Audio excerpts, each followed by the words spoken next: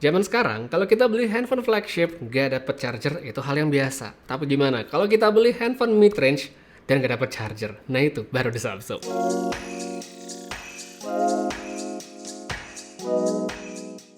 Halo, apa kabar semua? Kembali dengan Putu Reza, dan kita akan kembali ngomongin soal gadget terbaru. Dan hari ini saya ingin ngebahas Samsung Galaxy A53 A53 5G, mid-range terbaru dari Samsung yang kebetulan beberapa hari yang lalu saya sempat diajak sama Samsung bersama beberapa teman reviewer lain untuk nyobain. Dan saya lihat ada beberapa poin yang cukup menarik dan bisa ada highlight dari handphone barunya ini. Pertama, seperti yang tadi saya udah omongin di opening video, Samsung Galaxy A53 5G ini akan dijual seperti handphone flagshipnya Samsung. Jadi kotaknya dikatakan akan lebih tipis. Saya belum tahu kotaknya seperti apa karena nggak ditunjukin kemarin pas acara.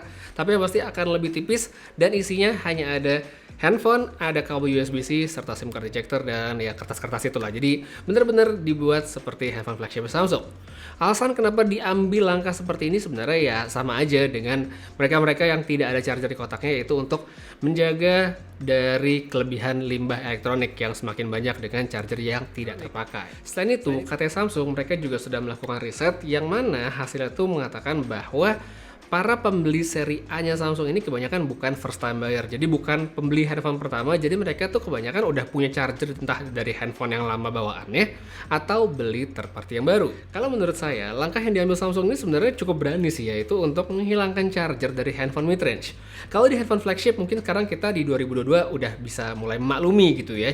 Tapi untuk mid-range ini benar-benar sesuatu yang baru.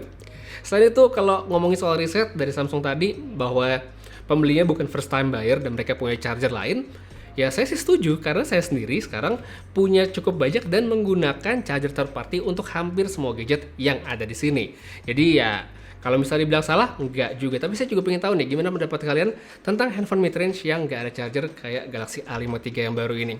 Bakal masalah atau apa-apa karena udah punya charger? Coba tulis pendapat kamu pada kolom komentar di bawah. Sekarang kita balik ke handphonenya nih. Kita bahas handphonenya. Ini dia penampakan dari desain back covernya Samsung Galaxy A53 5G. Bentuknya kelihatan familiar dan siluet dari Galaxy A52 tuh masih kelihatan banget.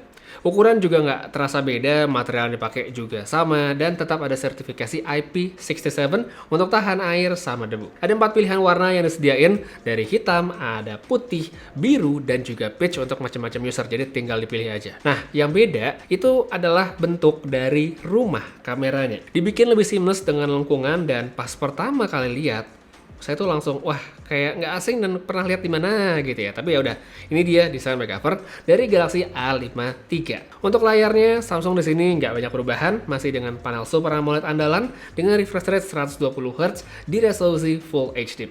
Habis itu, untuk specs-nya, ini juga menurut saya adalah hal menarik yang cukup bikin penasaran ya kalau buat saya. Karena di handphone barunya ini, Samsung memperkenalkan chipset Exynos 1280. Chipset baru dengan fabrikasi 5 nanometer. RAM-nya di sini 8 GB dan ada 2 pilihan penyimpanan serta baterai 5000 mAh. Soal chipset ini tentunya perlu banget dicoba karena ini adalah barang baru. Jadi seberapa kencang buat pemakaian, seberapa efisien buat baterai, serta seberapa oke suhunya, belum bisa dibahas sekarang, dan nanti bakal saya omongin lebih lanjut kalau dapat kesempatan untuk nge-review barangnya. Terus buat softwarenya, ini juga penting banget karena Samsung ngejamin Galaxy A53 5G untuk dapat update Android selama 4 tahun dan security patch-nya itu 5 tahun. Klaim yang bagus banget ya pastinya, apalagi untuk sebuah mid-range Android. Satu lagi buat kameranya, di sini ada 4 di bagian belakang. Lensa utama ada ultra wide, ada makro dan juga depth sensor, serta kita balik ke depan, di sini ada 32 megapiksel. Kalau dari presentasi waktu acara kemarin-kemarin, Samsung nge-highlight soal OIS atau Optical Image Stabilization yang menurut saya selalu jadi hal yang bagus, serta ada juga bahasan tentang performa night mode-nya yang ditingkatkan. Kayak apa hasil fotonya, saya juga nggak tahu ya karena belum sempat ngetes, jadi ya kita simpen untuk reviewnya aja. Jadi kalau buat sekarang, hal yang paling bikin saya penasaran dari Galaxy A53 5G ini adalah bagaimana chipsetnya. Karena ini benar-benar sesuatu yang baru, belum pernah saya cobain, Exynos 1280.